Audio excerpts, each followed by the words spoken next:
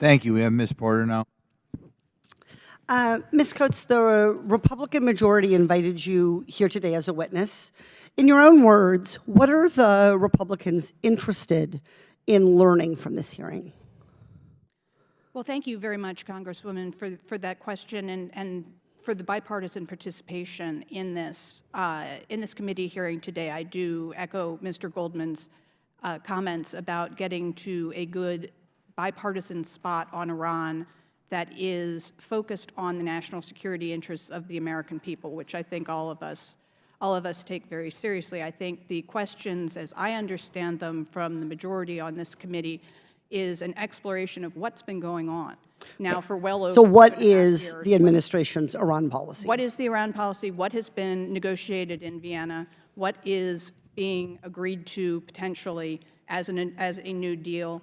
And I certainly think questions about the status of the former special envoy, given how opaque the State Department has been about that, are valid on the part of the American people. Okay. So, Ms. Coates, we want to evaluate the Biden administration's policy toward Iran, and it has these different components that you just started into.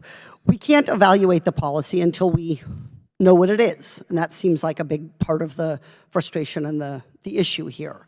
So we want to know what the president's policies are on Iran, and can you name some of the areas that we might want to know about? Like, I'm interested in nuclear proliferation. How about you?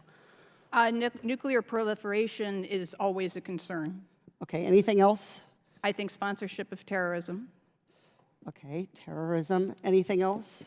I would say repression of the Iranian people. Okay. Expansion of the missile program. Yep. Potential weaponization of elements that they're using in space. You said the one before this was a missile program. Export of conventional arms to Russia. Arms export. Particularly Russia for Ukraine. Okay, so there's a lot of good stuff here. Where can the people find an official statement of the administration's policy toward Iran that covers some of these topics? I mean, you could go to the State Department website. What will you learn? You will learn that the State Department frequently says things that sound good to the American people, but they don't take actual actions. And I think you could go back to, for example, lifting the foreign terrorist organization designation from the Houthi in Yemen. There's a statement about that on the website of the State Department. I know, just reclaiming my time for a second, I know that President Obama had a statement of policy about Syria during his administration. Do we have a similar statement of policy from President Biden about Iran?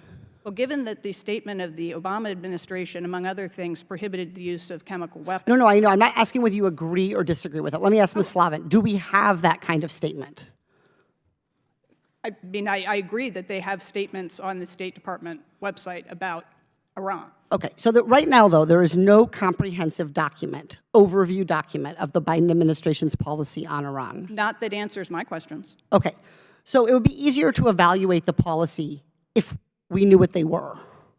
And if they would answer questions about it. Okay, so would it surprise you that Republican leadership blocked my bipartisan amendment to the National Defense Authorization Act that would have gotten us all, on both sides of the aisle, a report about all of the president's policy toward Iran? This is actually, so you can look for yourselves, this is exactly what my amendment would have done. The president shall submit to Congress a report which may contain a classified annex outlining the policy of the United States with respect to human rights, nuclear proliferation, the ballistic missile program, and regional terrorism in Iran. All issues that you said were things you would like to know about. Why would Republicans block this? Well, I applaud your confidence in reporting requirements as an effective way of policy oversight.